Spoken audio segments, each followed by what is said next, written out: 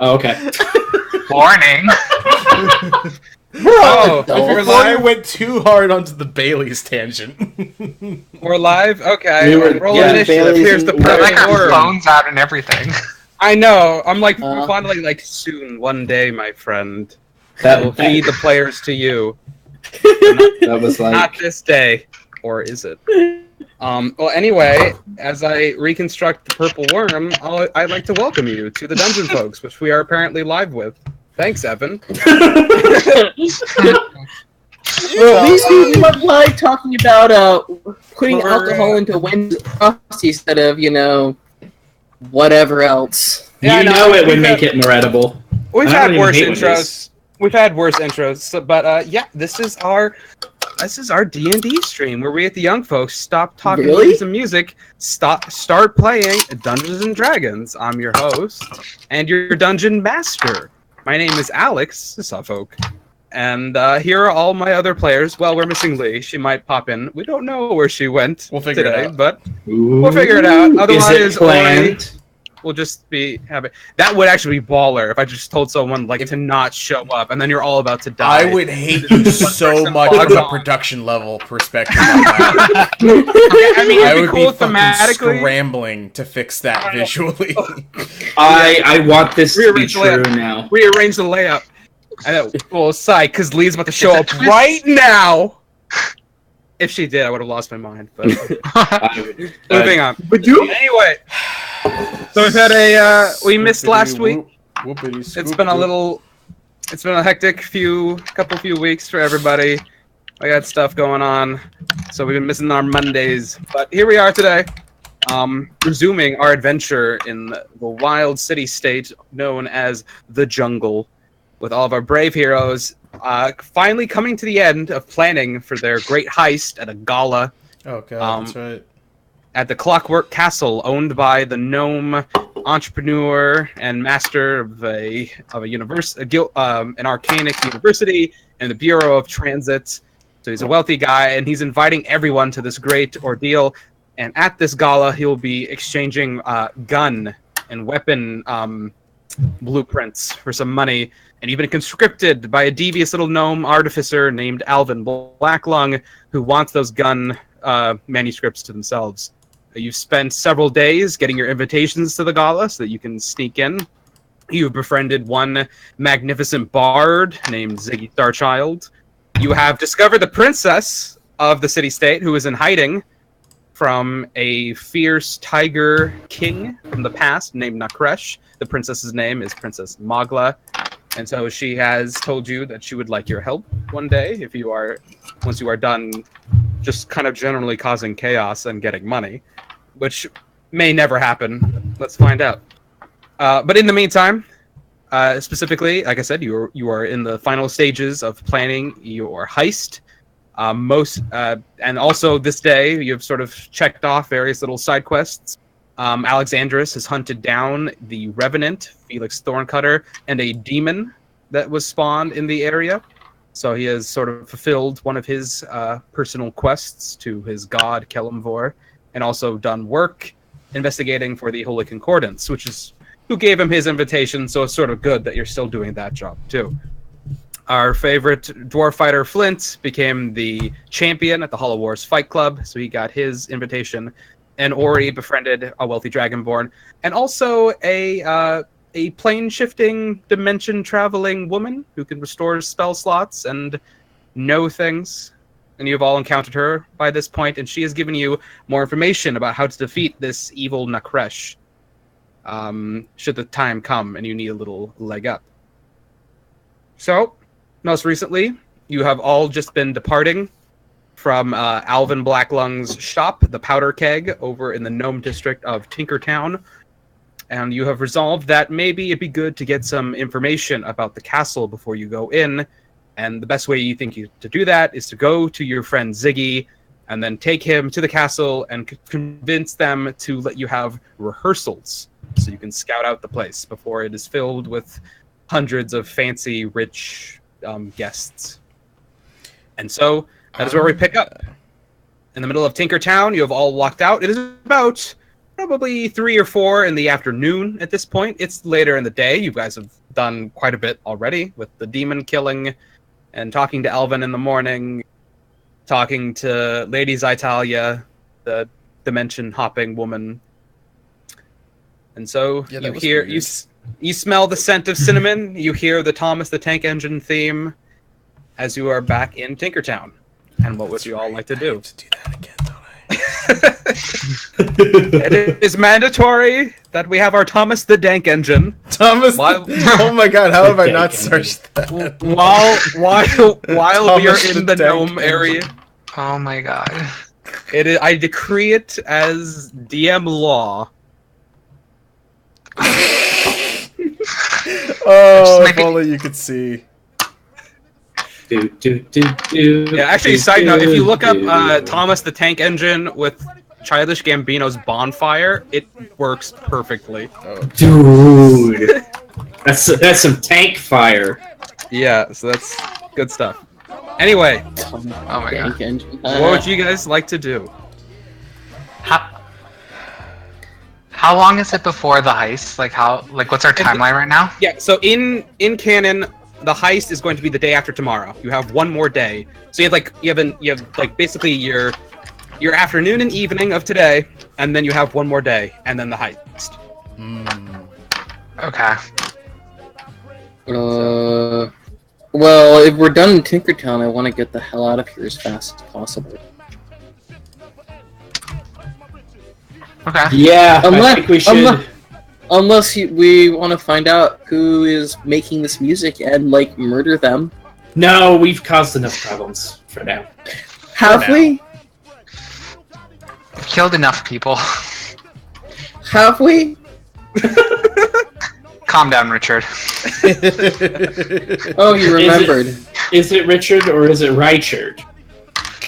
It's whatever, I don't care.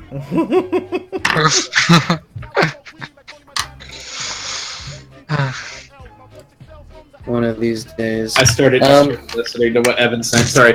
I think we should go try to get our rehearsal scheduled. We don't have a lot of time. Yeah, I would agree with that.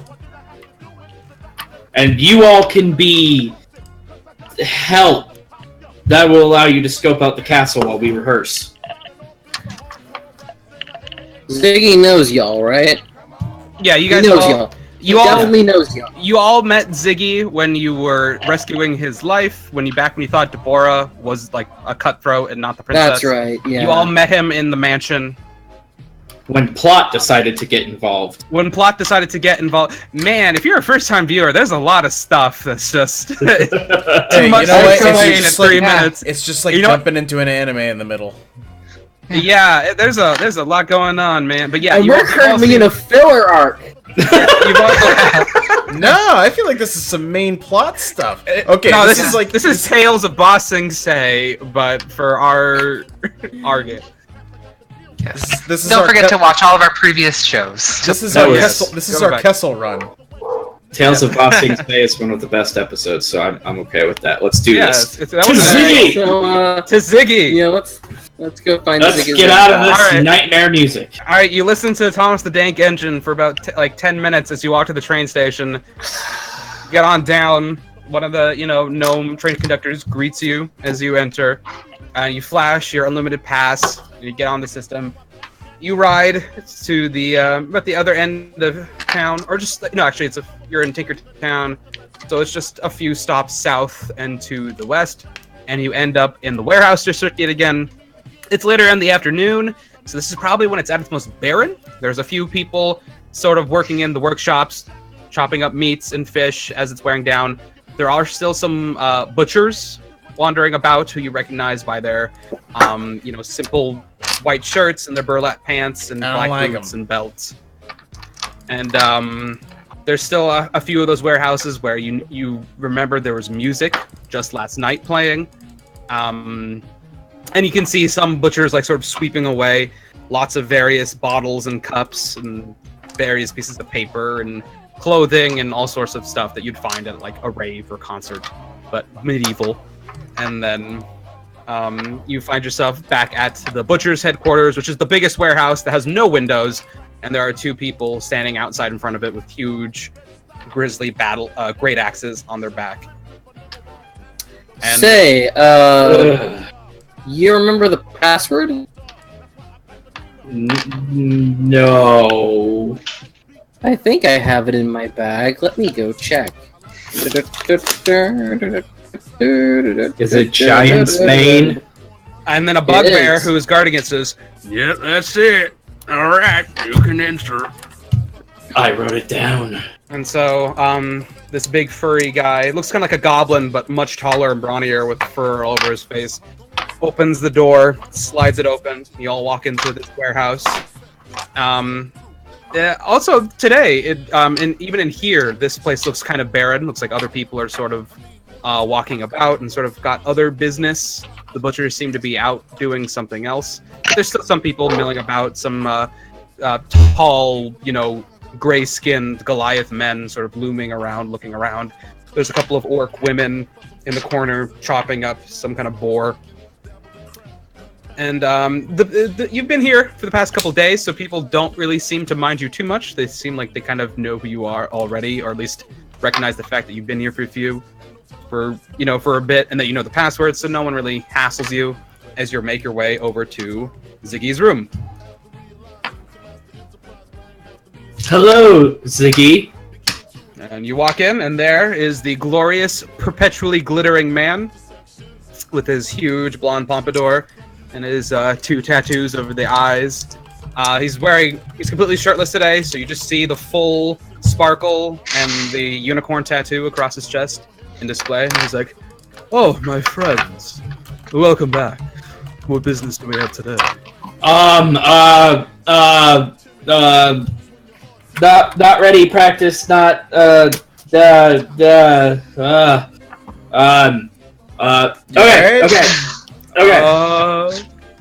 Are you lost for work? I was. Drink, my friend. I might later, but for now, business. I was wondering if we could have some proper rehearsal and staging time for the performance at the gala. Yes, that sounds wonderful. That's what I've been requesting, but we've been distracted. That's true. So, when do you normally go in to do blocking and things like that? Oh, you mean enter the castle itself? Yes! How else can we dance properly? Oh, how did I not think of it? Well, usually people are barred entrance from the Clockwork Castle, but I suppose I can be persuasive. They want a good performance, right? Why are you are you covering your eyes in fiction? Yes. Oh, okay. I got I'm illustrating. I had to try to. That was a Travis thing, or okay. I couldn't communicate it in words, so I just was like, "We're gonna do this," and he's like, "Because it's funny." Is there something wrong with your eyes? Just a little blinded right now. Temporary blindness. Oh. Blinded by the light. Oh. Okay. Sorry, this is. So he'll walk over and he'll take his purple leather jacket and he'll suit up. So there's a little less sparkle in the room now. He's no longer a walking disco ball, although his face kind of glitters a little bit. All right, good. And he's like, "Oh, actually, it's quite fortuitous that you're here, Meriton Karnov. I have a gift." And he walks over to a case and he pulls it up. He pulls it out, and he pulls out two outfits that look basically identical to the one he's wearing. And he has like really skin-tight leather pants and a leather jacket. His is like completely like lavender with a bunch of like glittering rhinestones. But he has one, and he has two other pairs that look exactly the same, except one is like bright red, and the other one is sort of like a deep, sort of like navy blue. And he walks over to the two of you, and he hands them to you. He gives the red one to you, Karnov, and he gives the blue to you, Merritt.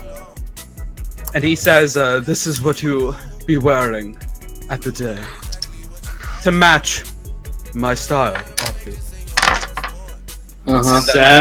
And he says, "Karnov, I know that leather can inhibit you, so I made him make something special. But for you, Merritt, you might find that this is practical as well as incredible."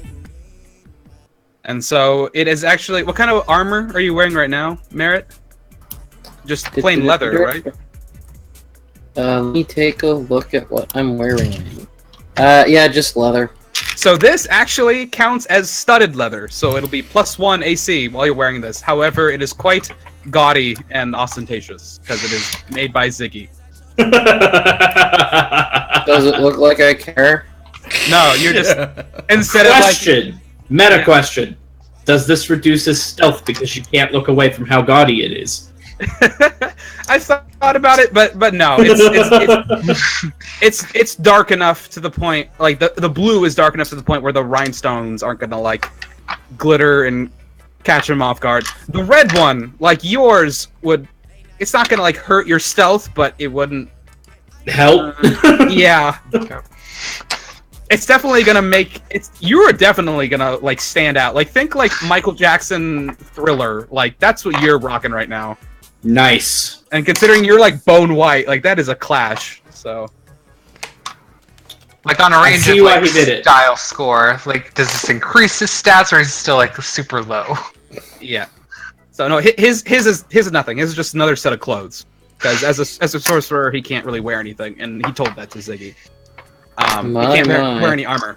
But for you, Merritt, you can increase if you put this on, you will increase your AC by 1, and you will look amazing. And I do just that. Just as you just completely get naked and shift right there in front of everybody. Well, later on, I guess. I mean, I'm saying. Ziggy won't have a problem. I'm just saying, is that what's happening in canon right now? No. What the heck? Why not? It Charisma 9,000. Sorry, minus 9,000. Merritt has a bunch of cloaks that he's probably going to keep on as well. So yeah, cloaks and capes and all the stuff. It will clash drastically with your cloak. You're like my otherwise completely black wardrobe that I've been wearing since I got off that ship. Yeah. So to tip. Yeah, it's sparkly and blue and wonderful, and it is not your sort of typical roguey, creepy, blend-in type of garment. But well, it's leather perhaps it's armor a new and it has me. studs. There you go. It's a new me. There you go. So he gives you those, and he says, "Well, when do you think we should make our impression?" Well, the agreement was that Karnov would be dancing. I have 2 left feet.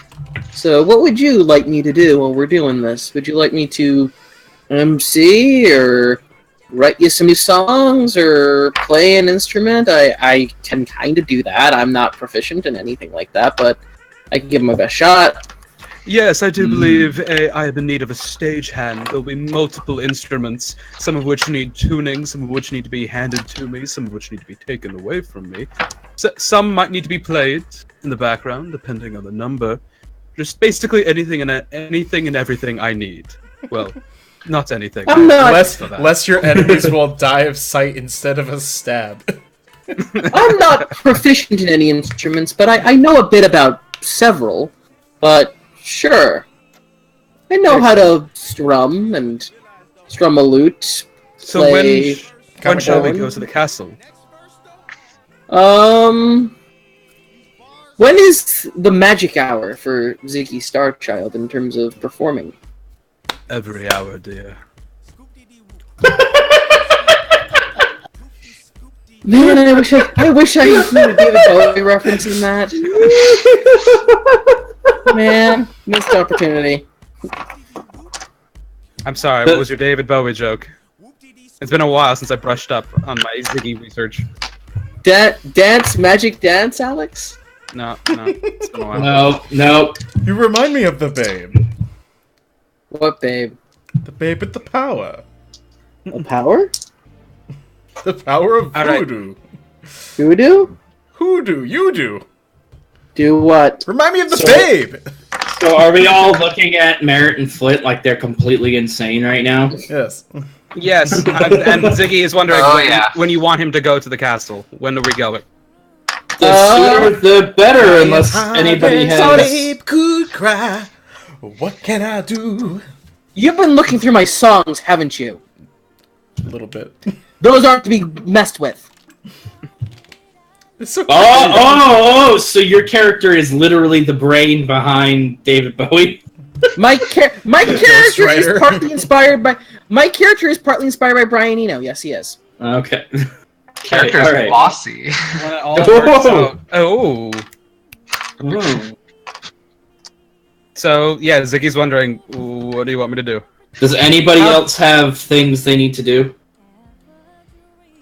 Not in this part of town. Nothing immediate. I mean, Alexandris, maybe at some point you'd want to like check back in with He-Rip to tell her like, hey, Felix is dead, so is good sister Bree. We probably want to have at least one other person with us so that somebody can actually pay attention to the castle. How about Yeah. you, Flint? Flint has nothing to do. He's one. He's good. Guys, I'm not musically inclined. I don't know what I'm doing. Well, I have no rhythm to speak of.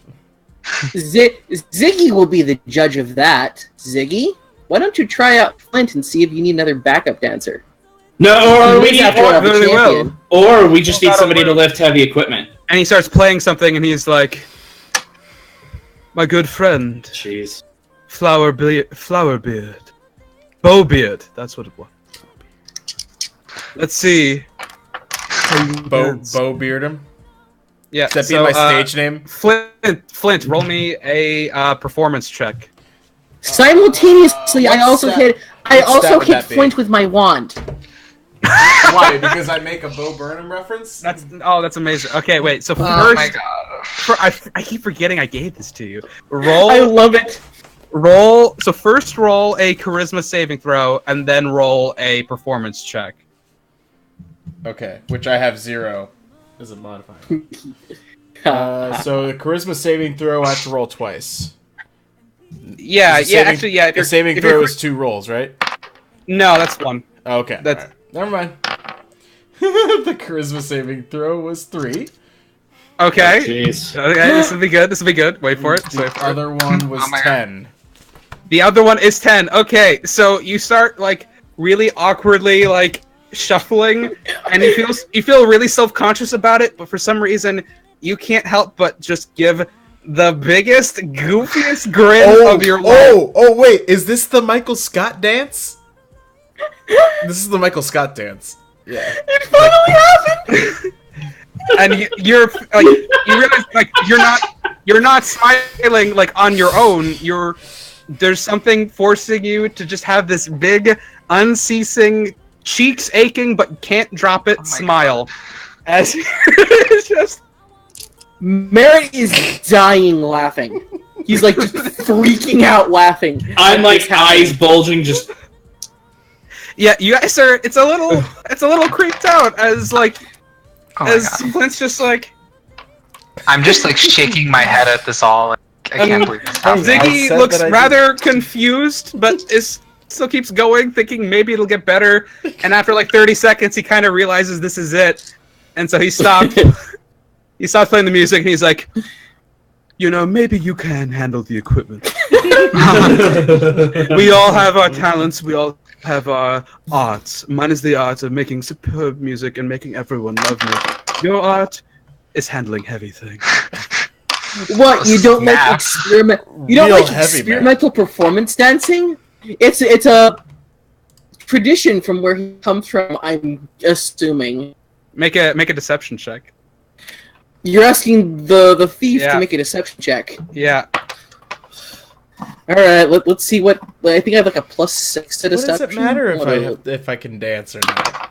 I'm not bothered by it. Well, it doesn't matter what it doesn't matter what my. Oh, here it is. It's I have a +6 to deception. I rolled a 17. Okay. Yeah. There's no way. He's like, oh. Well, I'm terribly sorry, my friend. I'm unaware of most dwarven custom. So am I I. must educate myself on this matter. But carry on then. When shall we go to the castle? Now, we can go now. Now. All right. He's like, well, I'll get to my things. Maybe we could just slip out without letting Holt know. We're all sort of off on some important matter. Here, my dwarf friend, you can just pretend to be part of the butchers as my bodyguard, and no one will ask questions. I like when Alexandros, people don't ask questions. Before you go to Herib. to the Herib, would you like to borrow my new toy and see if it comes in good use while you're out? I have Excuse one more me? charge of it. You know what? I think you will probably have the most joy with this. I'll leave it with you. Excuse me? Oh, I never told you what I have. So, Alex, explain what I bought. It's at this point, Flint, that you finally stop smiling. And your cheeks hurt. And you realize it was some kind of enchantment. And you see in Merritt's hand a wand. How dare you! Just side note, are Ori and Turget with us right now? Yeah, they still are. They're just sort of, Ziggy wasn't like their confidant, so like they've been sort of taking a backseat to this, but they're there. Okay. So they saw this whole thing, like reacted nothing to it. Yeah, Turget is just They're endlessly lurking. baffled. Turget is endlessly baffled and confused by you guys, so there's no changes there. He's Ori, not gotten used to it. No. I think he's too scared of us to say anything. Yeah, he's not gonna say anything unless you guys ask him to. That's just his nature. And then Ori, meanwhile, Ori is just a little confused and just kind of along for the ride at the moment. But they're there. They'll do what you guys want for now, unless it's like, hey, give me all your stuff. Do you want to take them with you, Alexandros, so you're not alone? Yeah, like I was thinking, like if you guys need them, then you can stay with you guys. If not, they can come with me. I think we're gonna be okay. I think splitting like this will be a little bit more balanced. Unless we come across like the ghost of a night or something, and we have to run through like a mansion really quickly.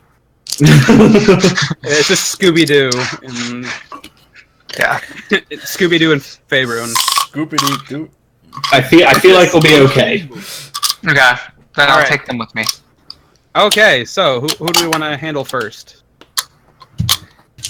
So Alexandros hasn't talked. Well, you haven't talked much yet. Yeah, and I feel like we can resolve that one relatively. All right. With these. Okay. And I have some work to do, so I can dip out for a hot sec. Okay, so With your wand. we're splitting the party again. All these D&D sins. So, Alexandros, after departing, everyone departs from the Butcher's headquarters. Ziggy goes with Flint, Merritt, and Karnov. Alexandros, Ori, and Turkit follow you. Ori is willing to go. He is also a religious person, even though he doesn't really say it much. But he was raised in a monastery, so he's sort of curious about going. And Turgit will basically go wherever Ori goes. So yeah, they will join you. Yeah. So where are we right now? You are right now. Let me pull up the map again. So you're currently over in the warehouse district, which is like right about here. Religion Row is just like straight north, basically, a bit. So you get on the train station, take it about 1, 2, 3 stops.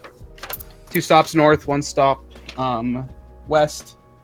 And you're back out in Religion Row. It's probably about like 5 p.m. at this point. Okay. Can we get on the train and go to Religion Row? Yeah. So that's where you end up. You're in Religion Row. You walk out. There's less hubbub now as you're walking past the river channel and past all the various monasteries and churches to the various domains of the gods. You see the Life Church, where you had just recently seen a hanging body and a big blue winged demon come out of.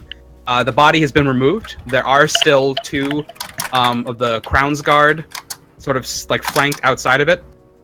The Royal Guard, rather. Still Crown Guard, Guard, whatever verbiage you want to use there. But yeah, the guards, city guards, they do exist in the city. And there's 2 of them outside, sort of like answering any questions as people walk up and sort of keeping people out of the Life Church, which is a little odd because it's one of the more popular ones. But otherwise, it seems like normalcy has sort of already taken place here. Okay. So I think I'm gonna lead Ori and Turgit to the Life Church to go talk to Herib. Herib's in the Holy Concordance. In the Holy Concordance then. Yep. So you walk in. It's the big crystal cathedral with all the prismatic light as the sun begins to set. It really shines through, and you see all the blue and the green and the red, sort of splitting out and shining along the floor from all the crystals as the light hits it. And you walk in, and there is still that old crotchety dwarf who sort of mans the front desk that you've had several encounters with now. Oh, hey again. Oh. Yes, this is the brother of Kellamvor. That is correct. Yes, welcome back. I assume you have something to say about the hubbub earlier today. Yeah, you know what? Went for a stroll, solved some issues, came back to give a little update. Missed you a little. Huh. Okay, well, I assume you want to speak to the lady. She is in her meditations. Yes. You can go right in. She Thank has you. told me to not keep you and distract you anymore. Thank you. And he sort of breathes in, like, hurt and annoyed that he's been taken down a peg, apparently. But that's the end of the encounter. He just stops talking to you at that point. Like, as the three of us are walking, I just casually just turn my head and just, like, in, like, the most, like, passive-aggressive way, I hope you have a great day. And he just, Kill him with kindness. and he just looks and just goes to the back to his desk. As we're walking up the stairs, I just asked to Turget, like, have you ever been here before? I mean, here, no, not really. Well, I mean, I've been to Religion Row, but I have had no reason to go in here. My parents weren't really religious or anything. I mean, my mom had a thing for Lathander. I went to the Life Church, like once, but no, not really. But you've never met Herib or seen Herib. I've nobody. That's one of the Okay. reasons why I joined. And he like leans it like that's why I joined the cult. Okay, so upon meeting Herib, she's going to be a bit out there, a bit probably more than you've never seen before in terms of like personality. More than the white guy with the horns or the guy with like 7 names.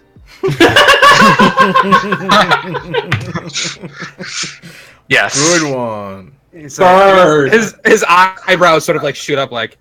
If I had to, so between us three, if I had to rate Herib on a scale of normal to Richard, I would say that. That's your episode title. I was just gonna say a scale of normal to Is this Richard. like our version of from Justin to Kelly? From normal On a scale to from Richard? normal to Richard. I'd say Herib is somewhere up there, like maybe about a good like a hard 8. But you'll have to show her with respect. And she does seem like she is very welcoming, but her words are very cryptic. So I'd recommend to probably not interrupt her. Probably yeah. In my experience, everyone who's in some sort of power speaks really cryptically here. It's just how things are. Yeah. If you feel a little like scared, don't worry, like me and Ori can take the lead, but just don't feel a little overwhelmed with Herib. I'll try. No promises though. Okay. Let's go. Yeah, at least he's with the normal person now. That's the scale to Richard. From Alexandros to Richard. Your scale of normal. So you walk into the chamber where you first found Herib. She is once again floating up in the air in her sitting lotus position. Her eyes open, but like just kind of shooting light out of it, and this whole third eye sort of glowing from her forehead. The astral like nebula and stars that sort of encompass the ceiling and slowly once again descend into her cloak, wraps around her body as she descends. Before you even say anything, she just sort of seems to already know that you have entered her room, and she like descends. And this time, rather than like actually like setting down her feet, she still remains in her floating lotus position. And then, but then the third eye goes dark, and her eyes come back to irises, and she looks at you. She says, "My envoy, what news do you bring me?" I like kneel, and then I like kind of like usher Ori and Turgut to kneel as well. Just a little bit. They awkwardly just like sort of get down, and she says like a slight, like the smallest smile, which is the first time you've ever seen any kind of expression. There's a small smile at the end of her lips, and she sort of nods and like with 2 fingers motions to you guys to get back up. Yeah, and then I say, "Here, I've come with my holy confidants to tell you that the Revenant is dead." She's like, "This is excellent news. Felix was a plague on our community and our plans." Yes. I wish I could say that it wasn't without bloodshed. We did lose Brienne, and we did lose half of a building, and a demon monster. She said, and I mean, she sort of like was slowly like nodding her head. So she already, you assume that is like the talk of the town. She already knew about Good Sister Bree, but she did not know about the word demon. And so when you say that, she sort of like gets really intense, and she like furrows her brow, and she's just like, "A demon? What did you say? Here in Yes. my district?" Yes. You're sure of this? Yes. When we were seeing the body of Brienne tied to the town square, a demon came and ripped Felix from the square, where we chased them to the church, and where we had our epic battle.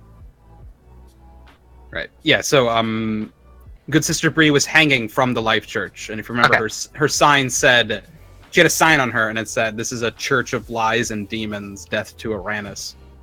And that's where the demon popped out, and then Felix popped out against him. Yeah. Okay. And then I'll say just last thing that there was a message about Uranus. Obviously, this is all just the machinations of that cruel undead creature. I think the matter is resolved. Thank you. Yes. Felix's spirit has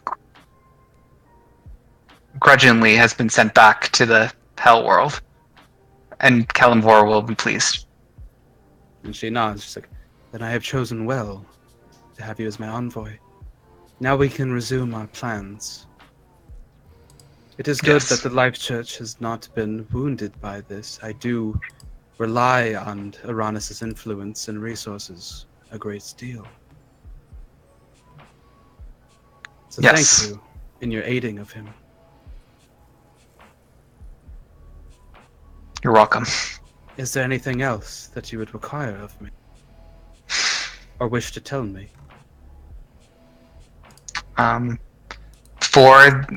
Since I have served and helped clean up this mess with Felix, as your envoy, we have the party coming up in 2 days. How would you like to proceed for this event? Ah, yes. You will be going in my stead. I must remain here. I have business, but I would very much like it if you would tell me about the proceedings of the events. Who talks to who? I am informed that Madame Kadi of the Red Light District, as well as, obviously, Sumi, who is holding the party. And then I have heard word that even Balo of the Dwarves shall arrive.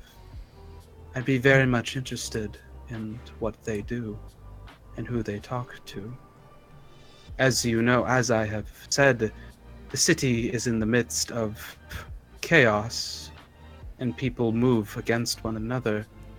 I would be very much in favor of knowing who is moving against whom. Is there anyone in particular you would like me to keep a close ear to? She sort of thinks for a second. Like, almost like she's considering various people. And she says, I know where most alliances stand in this city, but there are 2 other parties that remain on the outskirts. Sumi himself keeps fine neutrality, and I wonder how and why. And also, I hear the elves of the commune might send someone in their stead. I'd be very much interested in knowing what they have to say, and if they would make any alliance with anyone else. Cool. I will keep a close ear to them. Thank you, Brother Alexandrus. Your wish is my command. May the all-knowing mistress guide your endeavors and fill you with knowledge. And as she says that, her eyes close and the third eye glows again, and she begins rising back up. But this time, as she rises back up, the cloak, instead of going up into the ceiling, completely encapsulates her like a cocoon. And now there's just like this ball of space and swirls of galaxy and nebulas in this perfect sphere.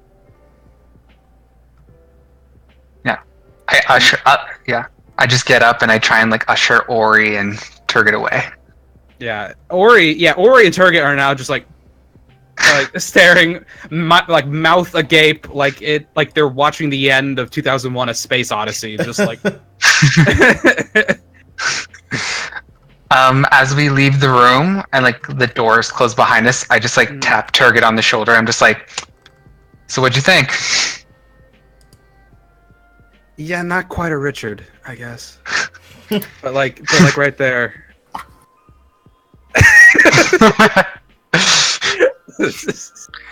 Yeah. Nothing can clearly hit Richard level, but she's definitely up there. Yeah. I wonder where we can get one of those star things though. That looked really nice. You know what? I wouldn't be surprised if Ziggy has something in his closet. If there was one guy who would. Yeah, I guess. Yeah. But his will probably come with a shining unicorn. Yeah, I could see that. So, speaking of Richard, Merritt, Flint, and Karnov. You rang? I actually just got back in time. I was wonderful. Perfect timing. So, Wunderbar. The three of you go off with Ziggy back to Tinkertown, back to Thomas the Dank Engine. This time you walk through the entirety of the town, and you walk past the 2 large square buildings. One which is the Bureau of Transit headquarters. The other is the university. You walk past both of them towards the Clockwork Castle, which is this huge. It looks kind of like Cinderella. Cylindrillas. So it's completely cylindrical. Alex, was that did you just slip a Game Grumps reference there? Yeah, that was the weirdest Freudian slip. Oh man, it's 2012 in here right now. Yeah, jeez. Cinderella Castle, but instead of piled high, it's much more elongated. But there is still the central tower is incredibly tall. And there's another tower off to the left on the what is it? Yeah, what is that direction? The West Wing also has a rather elongated tower at the end of it. And then the East Wing sort of juts off. And you can see as you're walking up to it, you thought there were just a bunch of clouds around it. It's actually little bouts of steam every once in a while, bursting from pipes that are so intricately woven into the buttresses and the spires of this castle.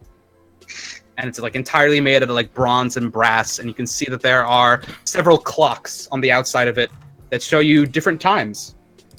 Obviously the central one is the one that's reflective, but as you can see, the one right next to it is an hour later, an hour later, hour later, hour then from the other direction, hour behind, hour, so on, giving sort of the time in various places. Actually, you don't know, because on the far end there are 2 clocks, but the numbers aren't numbers you recognize, and there's only 7 of them on the left one, and there's like 17 on the right one, and the hands are like zigzagging between the 2, and they are indecipherable and weird. So you're wondering what all these clocks are for.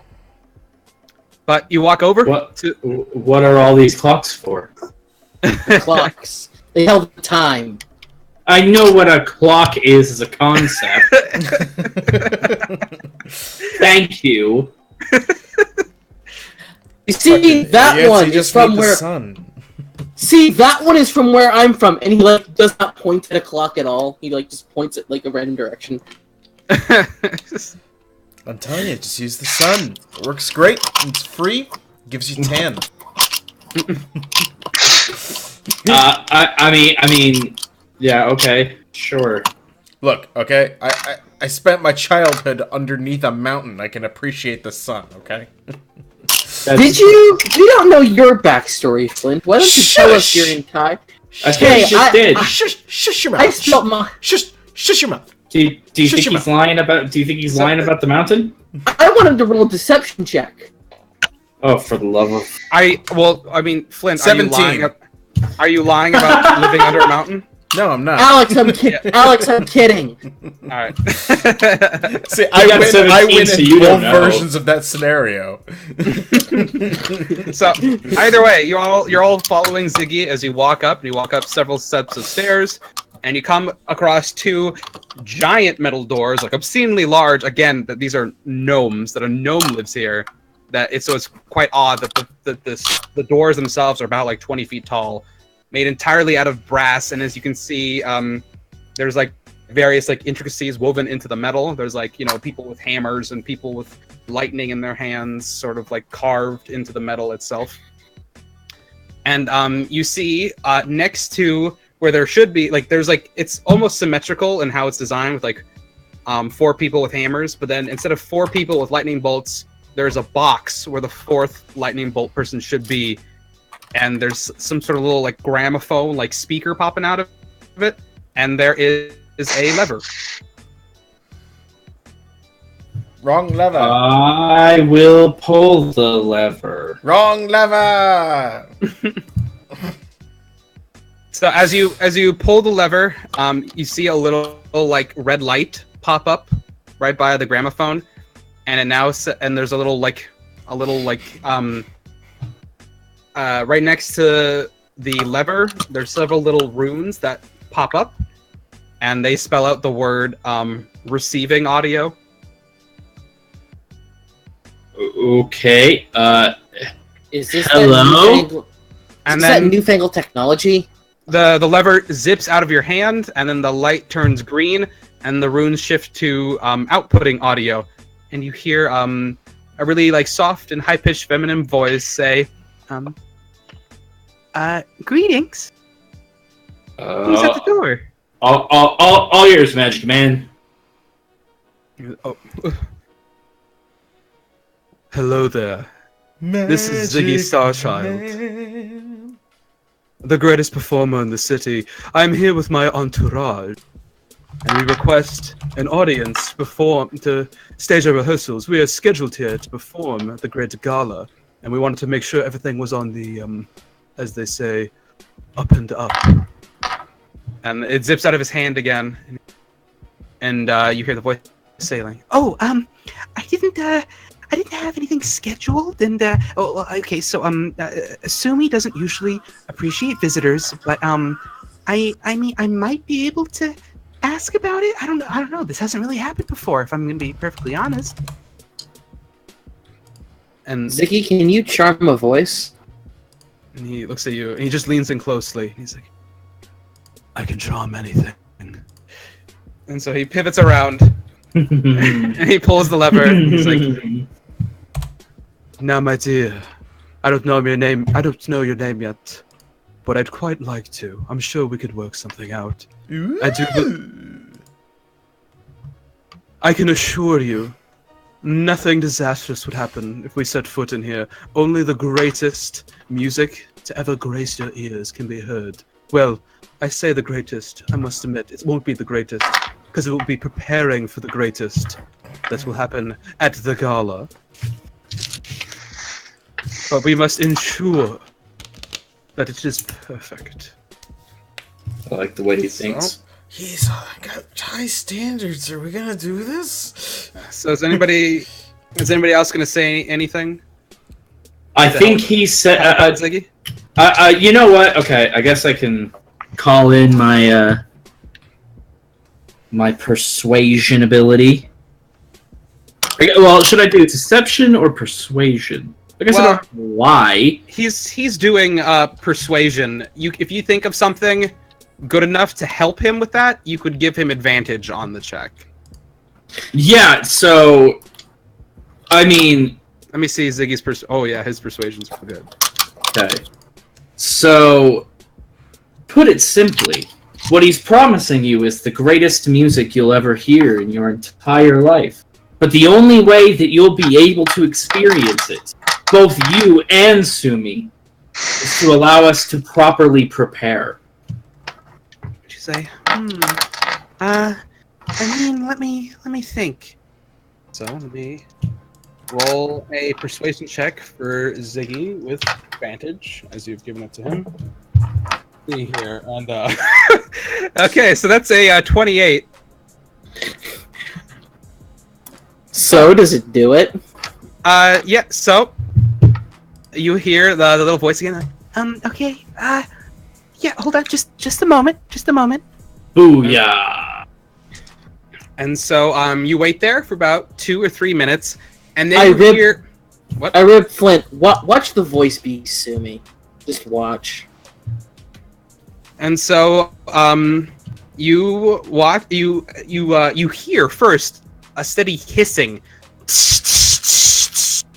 from to your side, and you look and you see that the door is emitting several bouts of steam, and that like the bottom 4 feet of it, there is this sort of outline of a smaller door in where the two doors meet, and steam opens, and you hear the crinking of metal as 2 smaller doors within the bigger doors open up inwards. And you see walking out a gnome woman, and she's quite short. She is a gnome, but even then, she's quite short for a gnome. She is a slender gnome woman. She looks pretty young. She's in a blue dress suit, so it's it's got like a suit jacket, but with a skirt, and there's some little buttons, and she's got a blue shirt underneath it, and she's got blue stockings all the way up her legs, and 2 little shiny black shoes. You notice at the top of her head, it's almost like a snowman in the way it's stacked up. She just has this messy bun of incredibly curly hair, sort of the chestnut brown that's sitting perfectly on top of her head. And she has a face completely filled with freckles. And on her face sits a pair of glasses with super thick lenses that make her blue eyes look massive, and her otherwise quite petite and sharp face. And she sort of walks up with a nervous smile, and she says so my name is Figgle Greenhorn, and it's a pleasure to meet all of you. I am Sumi's personal assistant. And Wait, that name. It sounds so familiar. Yes, it's almost as if it's been name dropped several times throughout the campaign. Anyway, so Figgle continues. Wait a minute. What? Are you I got what you. I got what you're doing. I'm not gonna say a word about it. He's on to you, mister. So Figgle sort of walks around. He's like, "It's a pleasure to meet you. I've spoken briefly with Sir Sumi, and he's usually reserved about having people in his home, but he did concede. He was persuaded that it would be in the best interest of the party if you were to play a few songs and make sure everything sounds good. Okay?" Just a warning for you, one of the songs we have is 20 minutes long. They call it a ballad. And you see Ziggy bend really, really low down, and he takes her little no hand, and he kisses it, and he says, "And you'll love every minute of it." And she sort of blushes a little bit, and she's like, "Oh." And she sort of looks at all the other three of you, and she's like, "And so, who are you three?" Yes, I'm Merritt Galladay. I am Ziggy's Handlers? kind of man handler. Yes, that's a good idea. Good name. I'm his gopher basically, and his handler, and his associate manager, and he's a jack of all trades. And these are my two comrades who help load all of Ziggy's gear. And we are here to set up. Are you guys currently dressed in the new outfits Ziggy has Yes. given you? Sure. Oh, Yes. boy. So the three of you are like perfectly matching, except in color. So I'm gonna play it up hard. You look like a trio and then a dwarf. Merritt Ah. is also doing a voice right now. It's not Oh, a voice, can it's you like- please do the Harrison Ford voice that he does when he's trying to be like a newspaper editor? I have like 4 voices I do, so Okay. that's not one of them. All right. So we are indeed with Ziggy, and we would like to come in with him. Huh? She's like, "Oh well, yeah. Intense. If you are part of the show, then I suppose that only makes sense. I just need to know all your names. So I got your 2. Thank you, Ziggy." And she pulls out like a little, like really tiny notebook and a pen, and she starts like writing it down. And you can see in her paper there's tons of writing in here. Like she writes not only the paper, but like in the margins and like little bullet points, filling Okay. up like literally every space. Side note, can we do like some weird stealthy creeping on her pages, just like for like glimpses of anything as she's going You know- through it? Sure, make a perception check. Okay. It's gonna be tough because she's holding it quite close and it's really small. Yeah, this might be more a thief thing, but Oh, you want me to do it? Fine. well, I rolled a 16. Okay. With a 16, you look and you see that she's writing in Gnomish, Okay. which I don't Yeah, think yeah. any of you speak. No. All right. But So it- yeah, but she writes your names in common. That's the one thing you see is that she wrote down Ziggy Starchild, Got it. and then Merritt Galladay, and she's like, and you, and she points to you, Karnov. I am simply here to dance. And just dance. She like turns to Ziggy. Is that his name? I haven't earned a proper name yet. Roll a deception check. Is her hair the poop emoji? Is her hair the poop emoji? So is this character the associate mayor from Zootopia, or? That's what I thought. How have I That's still what not I seen thought that it was. movie? God damn it! You know, I imagined her basically as like a small Tina Fey, but yeah, actually, it's closer that she's the associate mayor of That's- Zootopia. That's exactly what I thought it Yep, was. that is exactly who she is. Okay. That's at 18, by the way. Okay. And I look back at her and I say, when I get to pull off this performance, then I will earn my name. She rolled a 17. Damn it! No, but you rolled an 18. So she I know, it just came so close. Oh. And she writes down like, okay, no name dancer. All right, well, I wish you the best of luck in that. I should have said Kevin Federline. And then she she looks to you, Flit, and she says, and you. And as she looks at you, her face goes completely red, blush. His name is Klaus Nomi. That's all you need to know. Keep it. It's great. Do you know who Klaus Nomi is, by the way? I don't, but it's Do perfect. do you accept that? I was just gonna say Rhodey. She said, Klaus Nomi, like gnomes? Are you a fan of gnomes? I just carry stuff, lady. She's like, oh, okay, yeah, I see that. I see those arms. This would have been a lot better, by the way, but yeah. And she writes down Klaus Nomi, but spelled like Nomi, like a gnome. So she says, okay, Klaus, Ziggy, Merritt, and Dancer. Welcome. Well, this is unprecedented. There's usually more of a sensation here, but welcome to the castle. Follow me. And she pulls out one of those little blue crystals that you notice from the train conductors, but you notice like the grooving on it is different. And she plugs it into the wall, or sort of like in where like where it's called, but like the edge of the door where the door meets the door holder. What is it called? Like the door frame. Door frame. That's what it's called. Where the door meets the door frame. It's a lindel. A lindel. In the lindel, there is a hole for a special groove for that crystal, and she puts it in there and she twists it, and then the entire door opens up.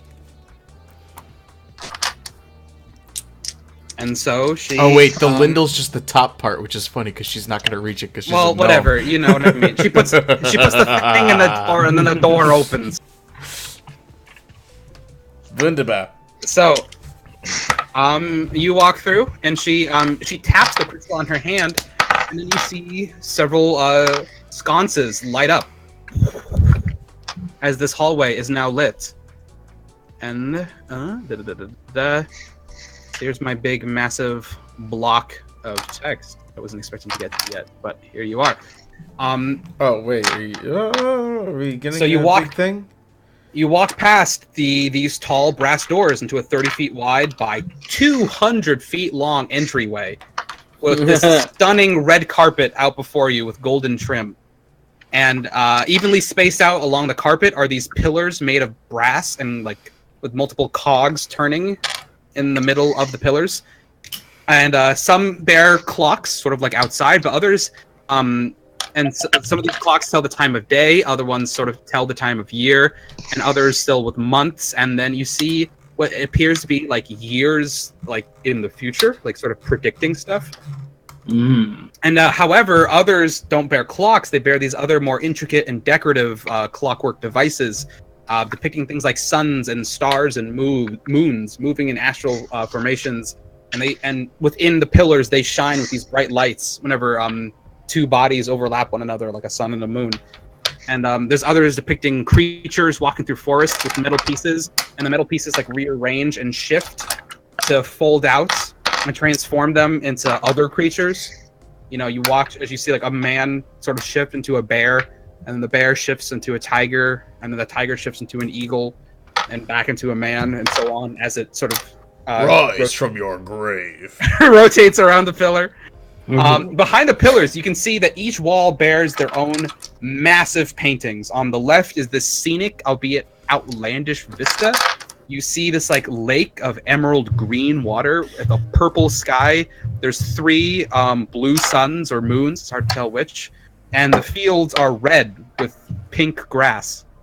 And on the right, you see an industrial scene with even more cogs and metals and wheels, similar fashion, the sort of the pillars around you. However, you see that along these platforms in the painting, you see familiar looking shapes of metal with like little metal like squares and cubes and circles bearing mouths and eyes, creatures you know from experience to be Modrons on this painting. And both of these paintings are massive and take up the entirety of the 200-foot wall that they adorn. Broken up only by these occasional alcoves displaying red vases with red roses, or doorways that lead into what you imagine to be washrooms. And at the end is at the end of the hallway, there's an elevated podium with a high chair that has a small ladder along the side and another set of doors. And Figgle just continues to walk you through. So there's not like a lot of different exits outside of going to the washrooms then? For this particular, no. There's just like the big doors. Like they're huge. They're like 40 feet wide. Like lots of people can fit into this hallway. Okay. And yeah, it's, in terms of like entering the building, there's just like the front. There's like the front entrance, the room. It ends at a big doors in the back, and there's washrooms to sort of like duck into if you need to. But otherwise, it's sort of just like a straight hallway. And so, as you get to it, what is this? What are you sending us? Peek? Slash. It's a hint, I think. It's a mystery. Anyway. Is he like typing out? I think he's crashing. Is he? Yeah, it just keeps repeating. Oh my God! This is to the viewers at home. He's That like that must have been his cat again. He was messaging the Discord chat with very random like With backslashes brackets. and brackets. Oh, what did I do? Oh, It's like basically like lost. He's sending us his messages. I was wondering if he was like mapping out like the hallway in like text form, and I'm The like, cat was just stepping sure. on the keyboard. That's what I was doing. Yeah. All right. That wasn't because I said something on my keyboard on accident. No, Yeah. definitely not. And so as Figgle escorts you down the hall. Now I just can't help but see the sheep in Zootopia. Goddamn. But yeah. But Little Jenny Slate walking us through. Little Jenny Slate. Her voice is much less abrasive. But yes. As she walks you through, and she points to the podium and the high chair, she says, "Now I will be posted up there during the actual gala. So when you all arrive, just be sure to check in with me. I'll be checking the list naturally." And so she walks you through, and she once again puts her little crystal in a thing and twists it, and then these doors open up, and it opens up, and you can hear the doors echoing as they open up, and you realize you're about to step into a massive. It is, and you look into it, and you see the glory and grandeur of the Clockwork Castle's ballroom. As you cross the threshold into the room, you are met with a sight of grandiose elegance, bearing much the same decor aesthetic of the cogs and clockwork among every wall and pillar that you see, but instead of brass, every bit of machinery you see is entirely glowing with gold. And before you is this massive stairway that leads down to the wide ballroom floor, which almost plays tricks on your eyes as it is just one massive singular golden slab, like almost like ice. Just this one unbroken floor, and it's polished to the point of being reflective. In the floor, you can see the double or the reflection of the massive clock that takes up the high ceiling above you, which you now look up and can't help but marvel at. The hour hand is this onyx slab with purple runes all decked through it, while the minute hand is an even longer, sharper blue crystal, a lot like the ones that you see the train conductors and Figgle using, but at a greatly magnified scale. And in place of numbers, there is these 12 massive gems, about like the size of a cannonball, and they're rounded, and they are, you can see inside them, there's like various swirling colors that gives them the appearance of several different planets all around. And from each of these planets, there is a golden chain from which a many-candled chandelier dangles. So there's like 12 chandeliers dangling from this massive clockwork ceiling. And they just absolutely fill the room with golden light. And looking down, you can see that below you, about 5 steps down, the stairway, you can get off the stairway and onto a balcony that runs along the wall on both sides. And it overlooks this ballroom floor. Both sides of the balcony ends with their own separate stairways that also lead down to the ballroom. And in front of where the stairways end, there are a set of massive doors. And the door on the right says East Wing, and the door on the left says West Wing. As you descend down, as you follow Figgle and you're descending down to the ballroom proper, you can see that the pillars that hold up the balcony are bedecked with many spigots, like little taps that looks like would pour some kind of liquid from. And on either side of the wall are these like massive tables with like sort of gilded what are they called? Like legs of the tables, from which jut out like golden heads carved in various animal shapes. And and you see two other gnomes sort of like dusting and polishing the tables. And you sort of briefly hear one. You can't help but hear their argument as it just completely echoes in this otherwise metal and wide open room. And you hear some be like, "I hear they're getting roasted pheasant for this, so that will go nicely with the pineapple that we placed right here." And they're sort of like arguing about the arrangement of the food and refreshments for the event. Is that a voice we're supposed to recognize? No, it's just a gnome. Okay. They being small creatures, they all sort of naturally speak in a higher pitch. I know you just. I yell into the room and I use my Oh, Jesus. my special thing. What is it called? Which Why? You have several special things. No. The thing you give us at the end of each thing. What is it that called? Inspiration? I use my inspiration to God. roll a persuasion, and I yell, "Make the entire thing just oranges," and see what I get. I got a 17. I don't understand what you're trying to do. I'm Wait, trying your to- inspiration on this? Wait, you want to persuade the gnomes to serve nothing but oranges? Yes. What is that gonna do? They ask. Figgle looks really confused, and she's like, I believe. I mean, you're managing the entertainment. I don't know if refreshment is, your forte. I mean, I could be mistaken. I don't want to judge, but I do believe we've already made arrangements, and Sumi kind of prefers his favorite food on his birthday.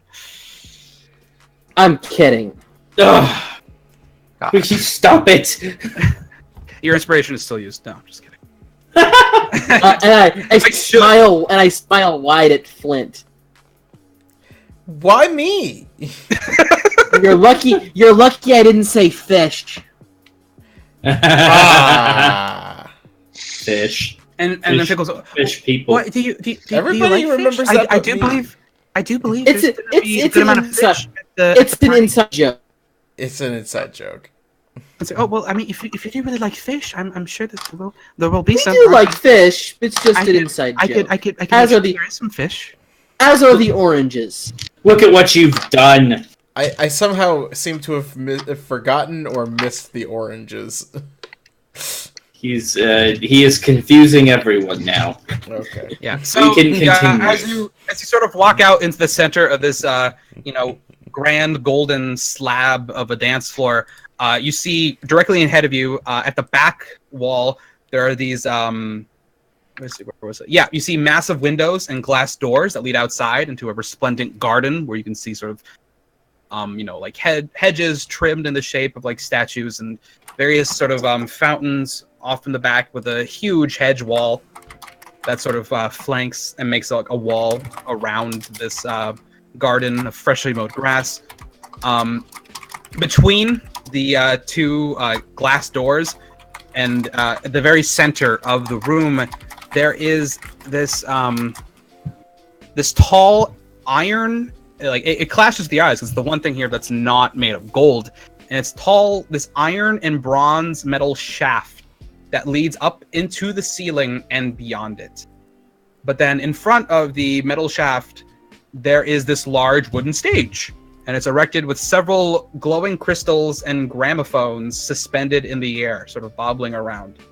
And in front of the gramophones, there are several instruments. Sort of like there's like a violin and the bow, sort of like waiting at the ready. And there's a flute sort of sitting in front of another one. And then at the back of the stage, there are several other instruments, clearly in wait for Ziggy Starchild's performance. Oh, jeez. So, Flint, you probably don't have to even haul anything up, and we can just let you wander. Maybe I can enjoy some oranges then. Just put down those loots wherever you need to. Okay. You packed your special loots, didn't you, Ziggy? Well, of course. I always carry my best flute. Smart. Anything else in here? And he leans in, Bass lute? He's like, nothing I should tell you about. So no percussion. He's like, oh yes, well of course, yeah, I have some. And he's like, well, I do believe there's some over there. And you see it like in the lineup of instruments at the back of the stage, there is a set of drums. And so, are you hiring additional musicians, or are we doing all that? and she's like, oh no, these bare enchantments, they're meant to play themselves. Fascinating. Yeah, no, this works out great because you would have had to show up quite early. You just play the song that you're going to play, and then the instrument will remember it for you. Isn't that great? That is actually handy. That is. It's a special order straight from the university who made it specially for us. What if it gets it wrong? Well, it's entirely up to the performer to sort of record their music ahead of time. That's an interesting way of saying, then it's your fault you suck.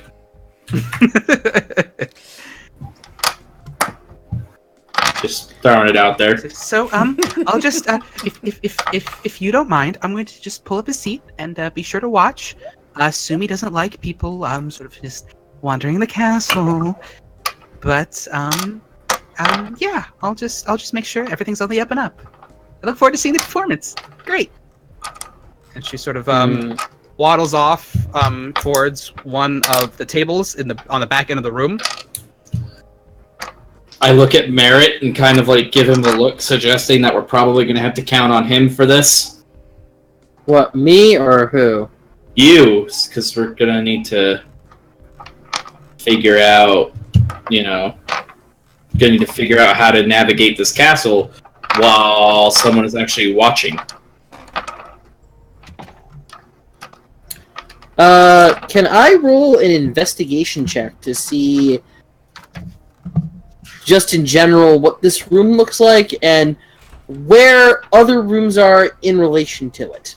Well, we got a description. Yeah, you don't have to roll anything. Again, like it's kind of just like this big, massive, wide open room. All of the entrances and exits, there is this metal shaft which goes up to the ceilings somehow. There's the entrance to the entrance of the castle that you walked out of, so you know where that is, and it's sort of like behind you. There ahead of you, and behind the metal shaft, there are the doors that go out into the garden. And then up to your left, there is, if you go up the stairs up there, there are other doors on the second floor that lead to the west wing. And then on the right, there are doors that lead to the east wing.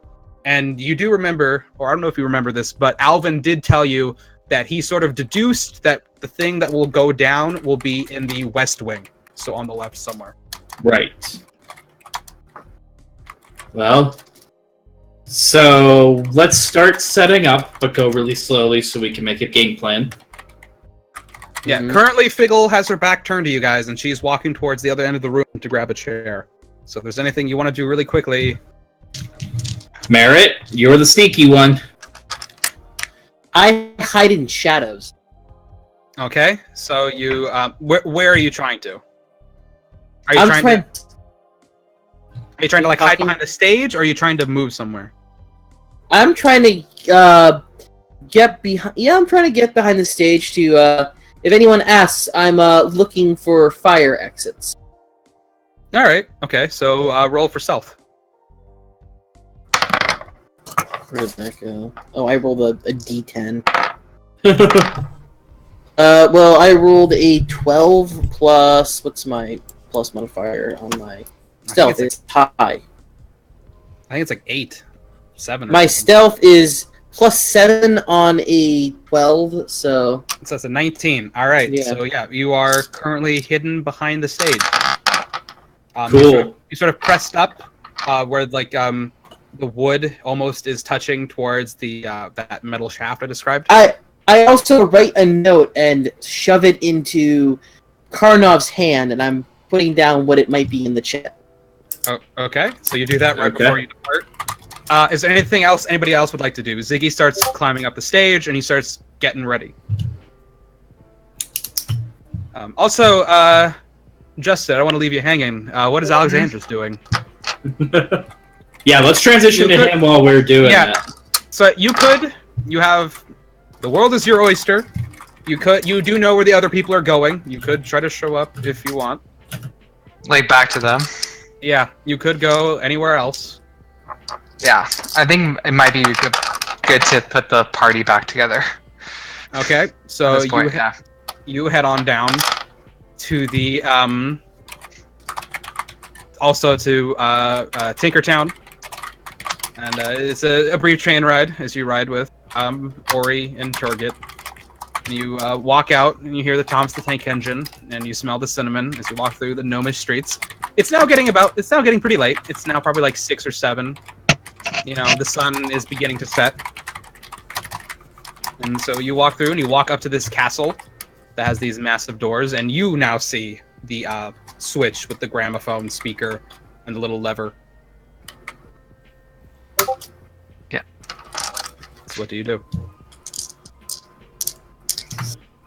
I guess I pull the switch. Okay, and what do you say?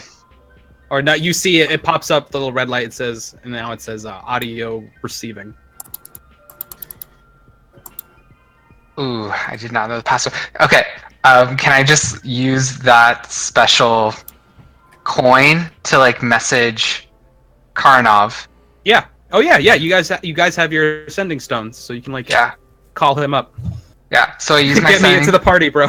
Yeah, so I There you use go. my sending stone to be like, how do I get this building? So Karnov, you receive the message in your head as per the magic spell.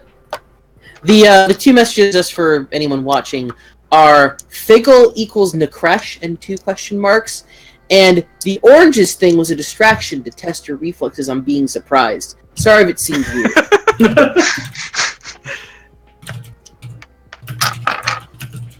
So how do So, we yeah. get it now? So that is, and Karnov in the chat said that is also my reaction. reaction. So I'm not Hmm? so I'm not crazy in thinking that Figgle is also Nakresh. No, I mean my reaction is, huh?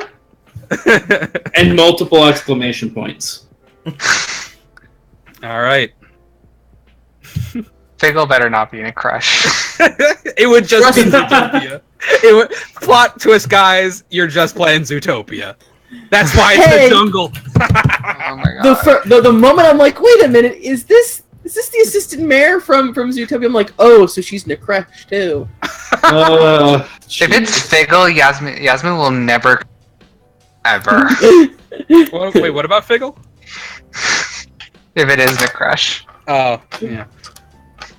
So, so Karnov, you got this message from Alexandros. I'll just say that the timing worked out so serendipitously that Merritt had just slipped away, and Ziggy's right up to play some songs when you get the message. I'll just insert it in my spandex for now, I guess. Yeah. But you've received the message from Alexandros. How do I get in this place? I'm here. You can respond. That's a good question. I think we can possibly send someone to the door? And I look at Flint. Yeah. Hey, the others are here. Like, hold others? Yeah, our others. Our For a others. second. Yeah, the other members of our group. Ah, Do you think you can pull some strings and get them in the door? Tell them you need a bigger crew? yeah, definitely. What side are they trying to come in? They're at the front that we came in on, I'm assuming. All right, okay.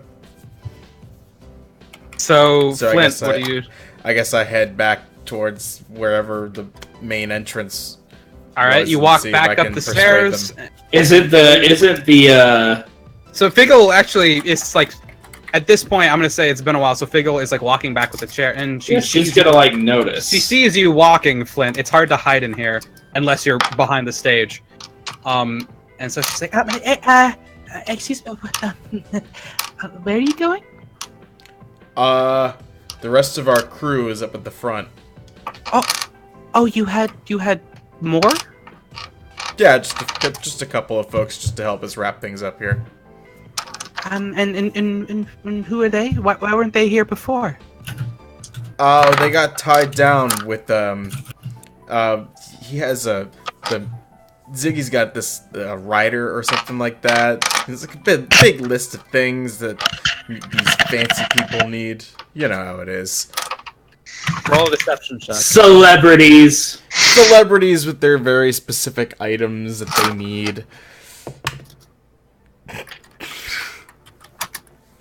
She rolled bad too. So 3? Can I use a lucky so he can re-roll? No, this is him. This is all me. So this is. I hate to make stats. So she rolled a 2. Yeah. Okay. I'm not even. It was the 20, and then it rolled over to the 2. Oh. So she's like, well, I mean, if they're as upstanding as you are, I suppose that's fine. That's a critical one. Lol. Here, okay, sure. Follow me. You can't open the door without me, so I'll Thank you.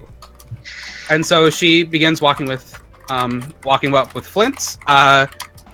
Karnov and Merritt, you see Figgle walking away with Flint. Is there anything you'd like to do in this time window? At this point, Ziggy starts playing. At this point, Yeah, I'm gonna start rehearsing with him. All right, I'm roll, gonna look. roll a I'm gonna performance look- check, Karnov. I'm gonna look for secret. I'm gonna look for secret exits by pressing myself against the wall. 22 for performance. Really? Wow, you would dance like no one's tomorrow. Like, I mean, in your red jacket, you do all of Thriller, not just this, but, like the right like snap and like hip gyration. Like you have it on lock. It is amazing. Ziggy is impressed. Ziggy is impressed. I'm gonna roll an investigation check. All right. Yeah. Go for it. A 15 plus 4 in investigation. That's a 19. You don't notice any hidden doors along here. This is sort of just like you surmise this is sort of just like a guest room. Like this is a very sort of like the most public place here. So there's not a lot. You do notice that getting this close to the metal shaft, you see that it goes up, and you see that there are a series of chains, almost as if something is pulled up and down this metal shaft. And so you surmise like this goes somewhere. But you don't notice any like secret doors that lead anywhere like shady or different. It's pretty much everything you see is what you get here. There's the door to the entrance, the doors to the west and the east wing, and there's the doors out into the garden.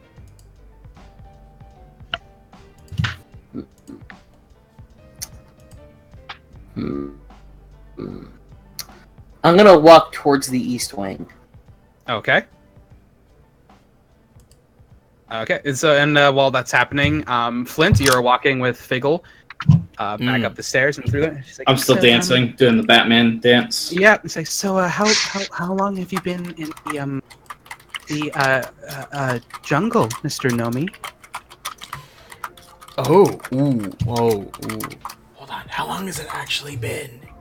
In canon, it's been like a week. Oh, but it can't be a week. It's been a week. It's been 7 days. Yeah, I mean, like, officially, like, we can't say that. Or does it not matter? I don't know. She's asking you. I mean, do you want... roll an insight check. 13? 13? Okay, let's see. Oh, okay. You can't really, tell, her intention with this, but she seems like she's more friendly than, grilling you right now. Okay, got it. Well, our group here, we're just kind of relatively new to the jungle. Probably about, couple of weeks, I'd say. And we just were completely enamored by Ziggy that we just had to party up with him. He's like, yeah, he's pretty great. I'm impressed. I think it's on a good show. But, And of course, the butchers have served us well. Oh, you're with the Oh, yeah. butchers. Is that sort of a a rough life? Do you have to fight a lot of people? Fighting is just a thing. Flint, you get a note from Merit on your stone. What? You get messaged via your sending stone. All right. It says keep stalling. So, do you like it here in the jungle? Dude, she's hitting on you. Roll with it. It's never boring, is it? No, it certainly isn't. Well, I'm a fan of it. I mean, it gets kind of scary sometimes, but you know, we make do. And it's pretty exciting sometimes. You meet some interesting characters. That's for sure. Do you feel safe in the jungle? I think it depends on who I'm with. Yeah, that's cities for you. It's always going to be fun and exciting until something rears its ugly head. Like a dragon. Or a drunk person. Have you fought a dragon? I fought a couple of things, but I don't have dragon on the list yet. It's like, oh, okay. Well, I mean, I feel like I don't think you should. But you know, I think you could. You seem capable. New note from the sending stone. It says not unlimited. Keep in mind, like Flint's like really like annoyed. He's just like kind of like keeps peeking at his pocket. at this point he's a bad texter than anything else. So while this is all happening, Merritt, what do you do? I'm You're in going to the the East East Wing. What does it look like? Okay, you open the doors, and the first thing you see is I'm like still dancing. this hallway, like whereas the other one looks very like sort of like gaudy and like full of gold and cogs, whatever. This looks really simple. This is a kitchen, a huge kitchen, like hundreds of feet, and like you see several gnomes sort of walking about. There's one like on top of a table rolling a pin over some kind of dough. There's some people and they have like a big old oven and like they're lifting something almost as big as they are, and they're sort of comically like. Are there any other doors in here? Yeah, there's several. There's several along like the walls on the left and the right and the back. The gnomes haven't noticed you yet. You've just walked in, but there are several gnomes in here, sort of cooking and making stuff here. I nod and leave and walk towards the other wing. Okay, do you walk back down the stairs or do you walk around the balcony? I walk around the balcony. Okay, I'm gonna have you make another stealth check while you're doing that, because like as you're walking around here, probably Figgle and Flint have like just walked up, and so she might hear you. Hey, 19.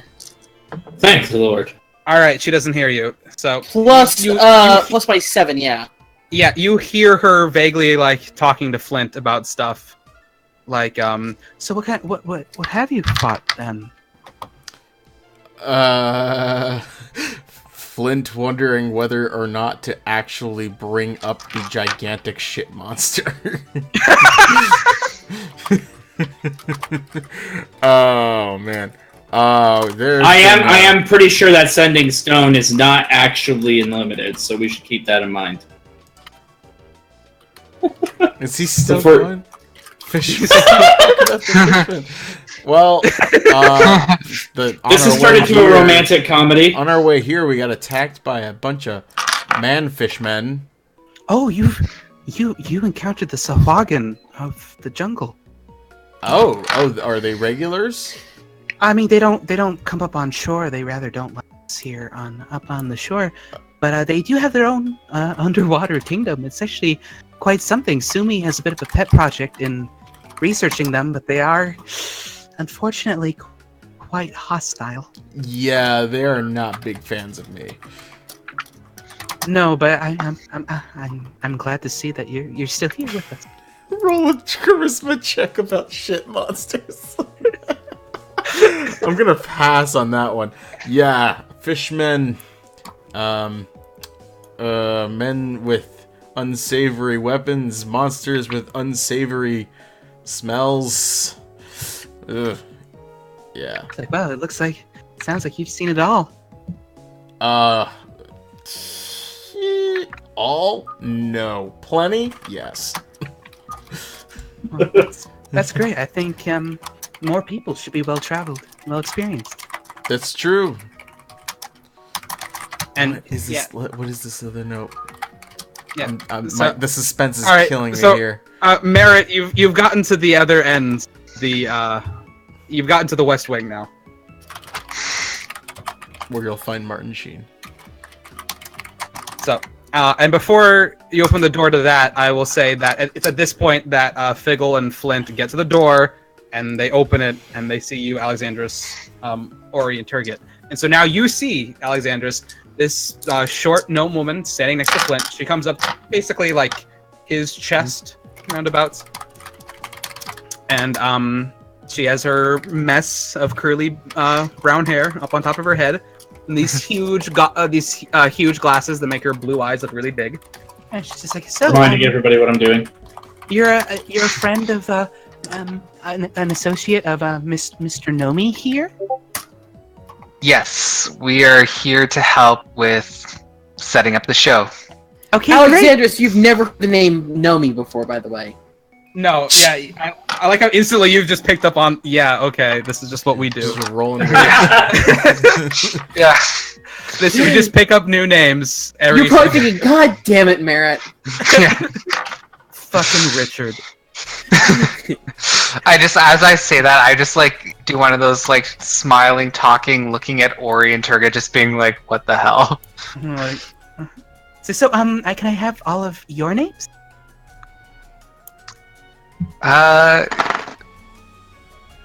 Good luck.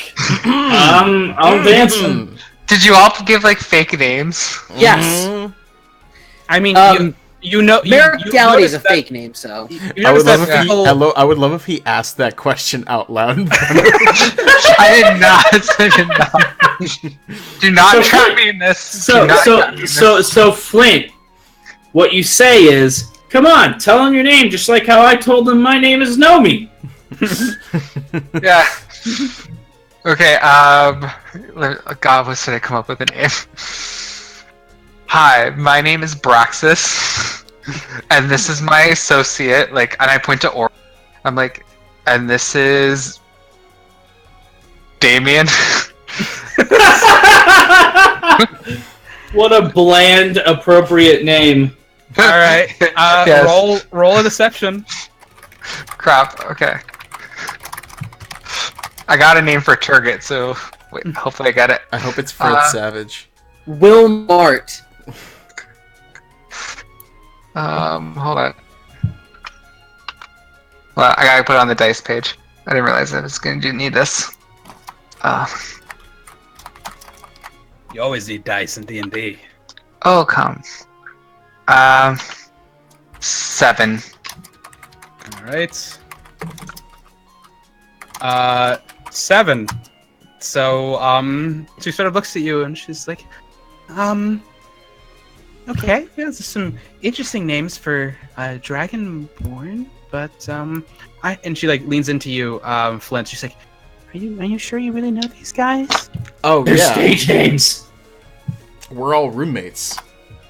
Damien And is very progressive. we like our stage names. Yes. Alright, Fellow roommates. Yes. roll a deception with advantage. 15. So you can roll twice and take the bigger number. Oh. 15. She's The other "Oh, was well." 14, so. Well, if you say so, I believe you. You seem, Dude, she is so into you. So she will write down, what was it, Braxis She and must be Damien? up- she must be Yes, up to and no then good. don't forget our assistant Walmart. Walmart? Walmart. Why is that his name? Because he likes to Instead roll of back? Turgid, it's Walmart. How did you not pick up on that? That's good. Wonderful. So she writes Braxis, Damien, and Walmart on her list, and she lets you all back in. What if we called him Wegman? You didn't even intentionally name him after a retailer, and we have just completely hijacked it. I was like, oh, this sounds like a fantasy name. Let's just go with this.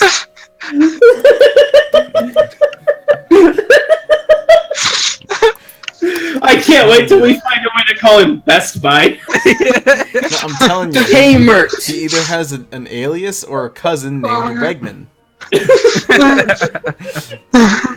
Oh Jesus! Okay, Even so, Leven. all right, so you walk in, Alexandros, with Ori and Turget behind you. You see the massive paintings on either side, and you walk through the grand ballroom. Now you're hearing sort of like some rather melodious singing and lutes playing, and it's echoing quite loudly. And you walk forward, and you see this grand golden ballroom.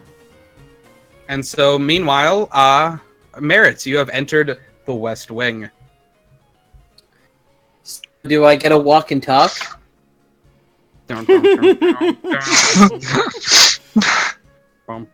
Alright, so what's here?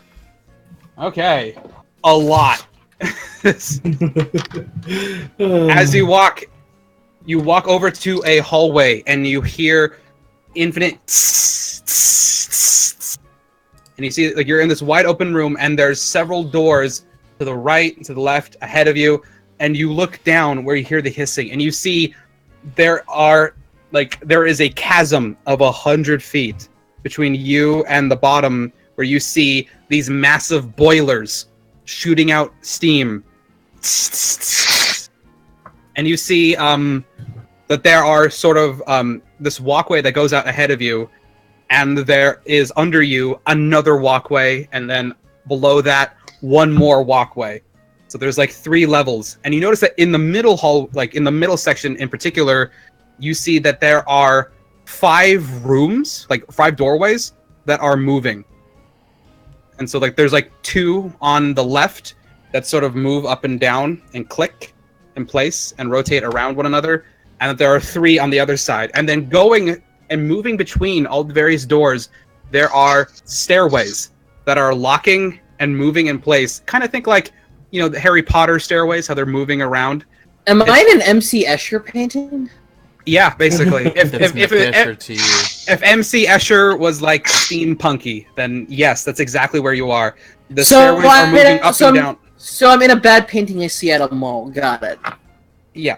And so directly ahead of you, the hallway goes forward, but then there's a stairway that leads up to instead of leading forward, like there's a chasm between where you are standing and like the continuation of this like top platform, and there is instead of turning forward, you can turn to the left as you see a stairway heading towards up to a room.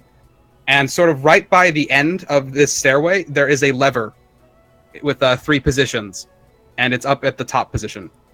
And you notice that like there are sort of grooves along the metal, where it seems like that this particular like stairway can either fit here, directly in the middle, leading towards the rest of the hallway, or off and to the right, towards another building. I make a. Could you send me a like description so I remember this setting of this of this lever, like later on? I mean, yeah, that's how I defeated all the puzzles in the Forest Temple in Legend of Zelda. So might as well. So the lever, like I said, there's this stairway that seems to have 3 positions, either towards the left, going forward, or going to the right.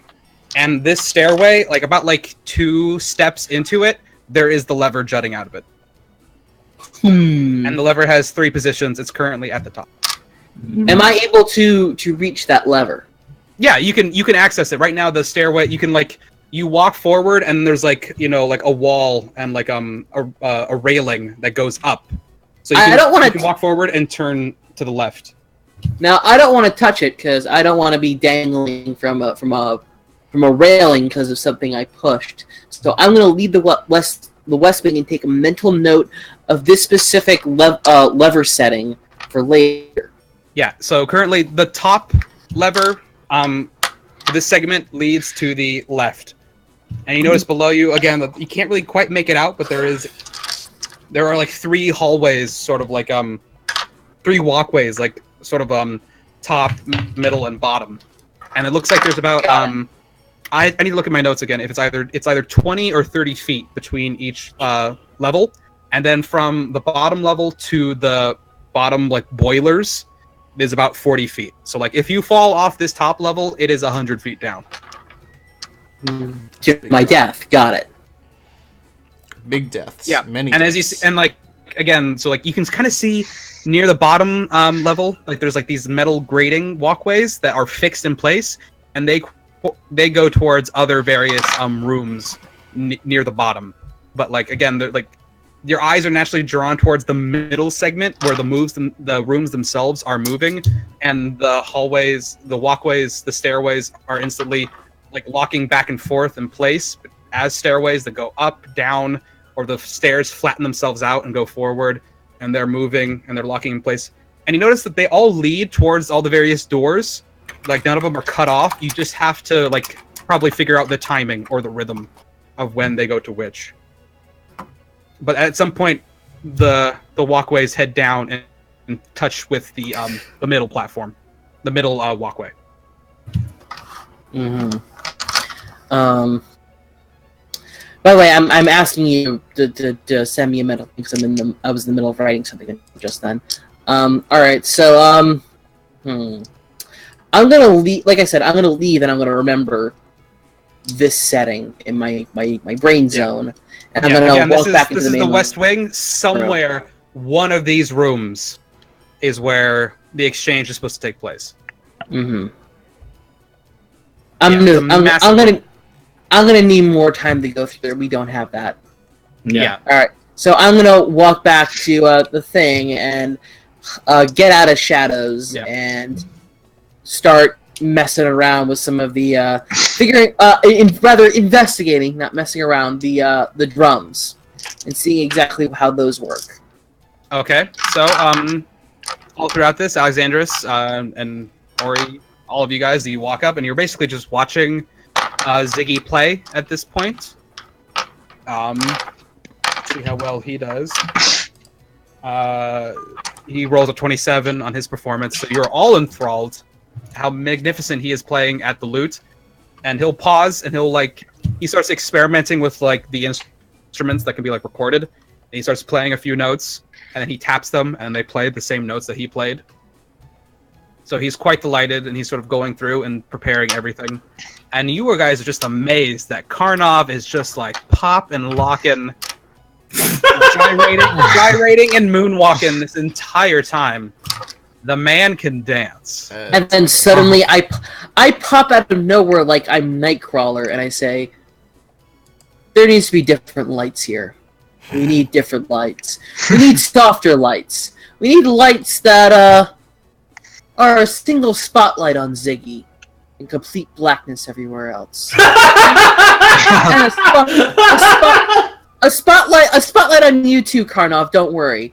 But we need to make this room darker. Roll a persuasion check. I rolled a 12 plus my persuasion is plus open. Persuasion is plus 2, so 14. A 14. She sort of like nods her head and she sort of she says, "Well, I think that would enhance performance, but Sumi is rather concerned with safety, and all the guests are rather concerned with their safety, and I think they would prefer the visibility." Speaking of safety, Figgle, would you please take me on a tour of all the fire exits in this building? That's very important to doing this performance correctly. I'm very, as Zicky's manager, I don't want my talent to get injured in any way because of some catastrophe that happens. And also mind if because you don't want the butchers to kill you. Yes, that's true. I don't want the Burgers to murder me because Ziggy got hurt. So I would love to see the fire exits in this building. Is this building up to fire code? Well, it's up to Sumi's code. He gets to make it himself because he has domain over this district of the jungle. But I do believe it is quite safe. There are many preventative measures, I do assure you. As you can see, the doors to the gardens are wide open. They can fit many people who need to leave an emergency, as are the main doors that you just witnessed. They will be wide open throughout the entirety of the performance, and throughout the entire event, I will be seeing to that personally. As far as other emergency exits, there are some in the East Wing. In the kitchen specifically, there are a few chutes. Most of them are meant for, she justice herself, us, so they're a bit slim, but they pop out also towards the gardens. There are a few. I'll have to ask Sumi if I'm allowed to disclose this. There are a few teleportation circles scattered throughout the castle grounds that go to other locations of the city in an absolute emergency. Mm-hmm. I will ask Sumi if I can tell you that. I don't actually know. Second off, we might need to make this performance accessible to Ziggy's dozens of fans around the city. Is there a way to project this performance for perhaps a nominal fee that you could split with me to other parts of the city? Hey. And she sort of like perks up and she said, "Oh, well, we normally do have a musical track that plays throughout Tinkertown. We could change the feed so that it's his live performance." How about we do a royalty check so that it just becomes the theme for Tinkertown? Well, again, a lot of Tinkertown's theme is quite partial to Sumi's liking, so he would have to be really convinced by just Starchild. Just this once. Just once.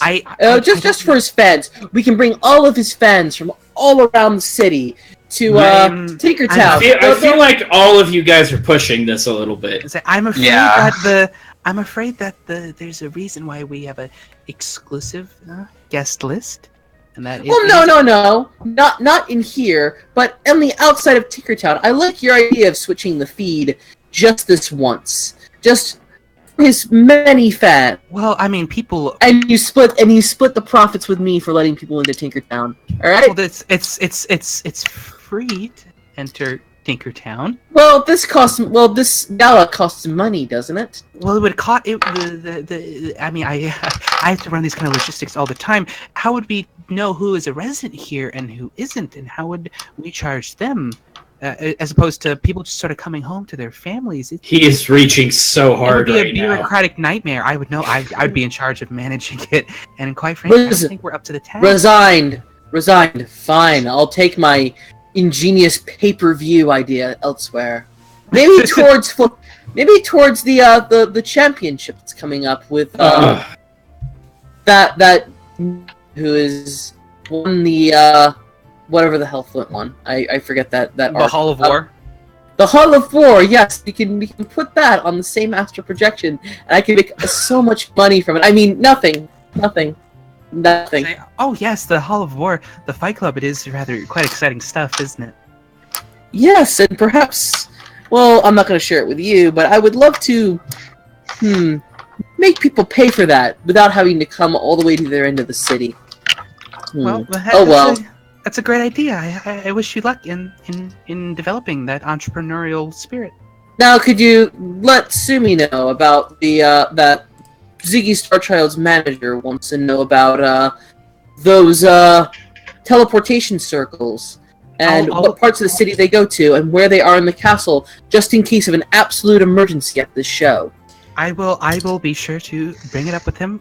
No, I have to admit, there's no promises with Sumi. He is rather opinionated, and has convictions, but I will bring Well- up with him. Let's just say that there's another group that doesn't like us. They're called the Answer, and they must be stopped at all costs from coming in here. And What if is he they- doing? And if they come in here, Ziggy and I might have to egress as soon as possible elsewhere into the city, and we might need to leave in the middle of the performance if they Well- happen to come in. Roll a So deception we- check. Need that What is he transportation circle. doing? You were digging this hole. I feel I'm- like he's I'm- ready to throw I Ziggy all right, at all right, all us, right. guys. I am detailing our plan of escape directly to her. By the way, Yeah. this is how I am planning to leave with the plans. Is knowing about these teleportation circles. All right. Anyway, I rolled a 16 in deception plus 6. So Dice is betraying me today. Okay, so she says, it's like, Well, I was unaware that musicians face so much danger. Well, it seems like at the very least you're in good hands. and she motions over to Flint. But I will be sure to bring this up with Sumi. Just to thank you. That is all. okay. And she looks at That's it for Ziggy me. and she's like, It was an amazing performance, by the way. You're gonna do great. and he's just like, I know, but thank you. All the same. I told you, you would not regret it. And he walks over to you, Karnov, and he like pats you on the cheek and he's like, my boy, you never cease to amaze me. And then I go over to Ziggy. Thank you. And I tell him, hey Ziggy, do you know the Answer pretty well? He's like, We need them to do a favor for us. they would never do a favor for me. Well, let's just say that they get a crash of a swanky party that is totally against their whole shtick. Would they be into that? The answer answers to Madame Kadi. Some say directly. She's going to be here at the gala. I highly doubt they'd want to cause a ruckus with their benefactor, even though they are uncouth enough to do that. I don't think they're that stupid. Any other musicians in town who might be able to come in here and mess around? I suppose there are some ruffians. There's some people in the Intercity who would do anything. Give Because them enough coin. I whisper him, because this is what we need to do.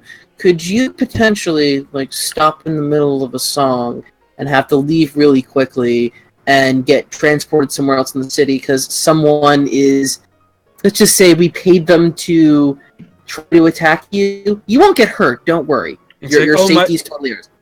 Oh, my dear boy, I can fly. You don't need to worry. Yeah, we just need to find out where one of those transportation circles is. I get the plans, and we run to it. I will leave that in your hands when the time comes. Hmm. So, you're all departing the Clockwork Castle. Is there anything else you would like to do before you leave? No, I am exhausted. I think we're good.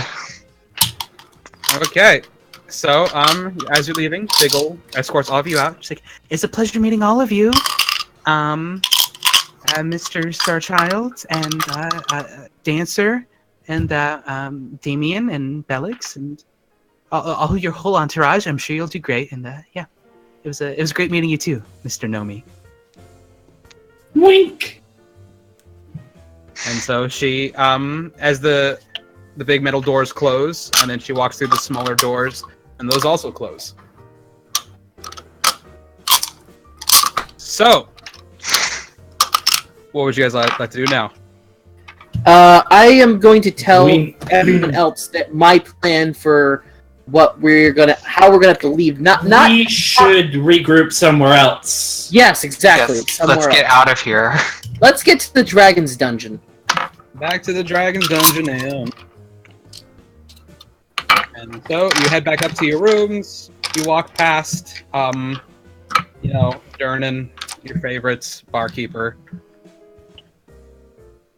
and all the other, sort of humans sort of milling about, having a pint, having a sausage and bread, and sort of winding down for the evening. It's about like 8 p.m. by the time you come back. So... Well, I don't think we need to actually rehash Merritt's plan, do we? But We do you just got? did it. But do you got what I'm planning to do? You're planning to cause a scene and a forced evacuation for everybody. Mm-hmm. And then I hope to leave with all of us in one of the transportation circles somewhere else in the city. Okay. It's not the worst plan. Yes. Yeah. Wow. It's not the worst. I really thought he was just gonna throw Ziggy under the bus there, but that's actually pretty damn good.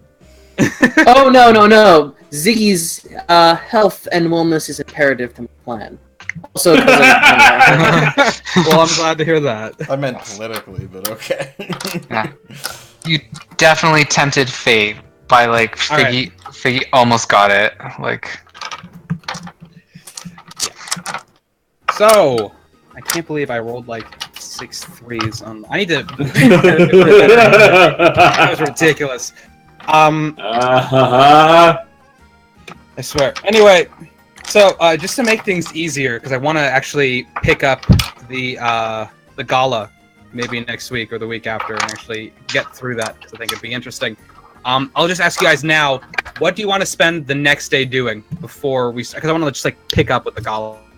So what would you want? What would you want to spend the next day doing? Stocking up on items that we need. Okay. For me, that doesn't really mean much, but for these guys, it probably does. Yeah, probably. going back, I'd also like to go back to the princess and ask her if she knows anything about these transportation circles. Okay. Couldn't hurt to ask.